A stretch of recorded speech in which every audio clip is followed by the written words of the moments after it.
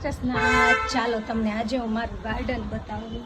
આ જો મસ્ત મસ્ત ગુલાબ ખીલ્યું છે, મસ્ત ગુલાબ થઈ ગયું. જો હજી પણ અહીંયા ખીલે છે.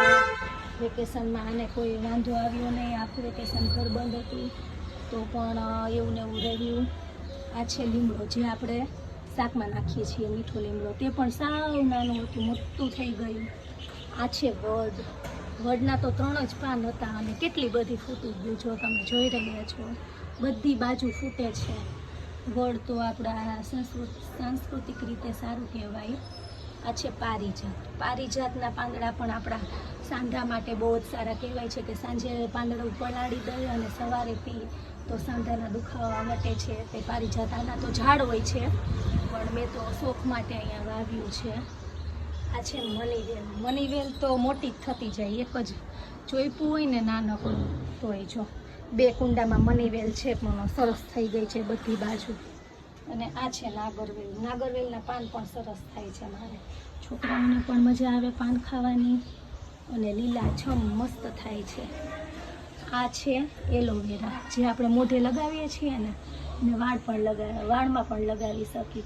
કેટલા બધા ફૂટ્યા છે એક જ કુંડામાં. અને વેકેશનમાં મારા તુલસી તો સાવ સુકાઈ ગયા, તમે જોઈ રહ્યા છો. તુલસી સુકાઈ ગયા એટલે મેં કાઢી નાખ્યા છે. હવે નવા ચોપવાના છે. અને આ છે તિલક તુલસી. તિલક તુલસી પણ સરસ થઈ ગયા છે.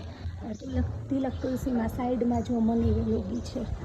આ છે શ્યામા તુલસી. તે મેં મારા બેડના બારીમાં લગાવ્યા છે. જો તમે એના પાંદડા પણ મોટા મોટા થઈ ગયા છે. એમને થોડોક તડકો મળે છે એટલે મસ્ત મોટું થાય છે.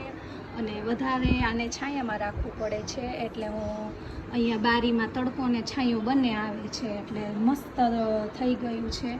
અને આ છે હવે મારો જેડ પ્લાન્ટ. તે નાનકડો હતો અને બધી બાજુ ખીલી ગયું છે. જો તમે વાસ્તુ પ્રમાણે આ પ્લાન્ટ પણ બહુ જ સારો કહેવાય ઘરમાં.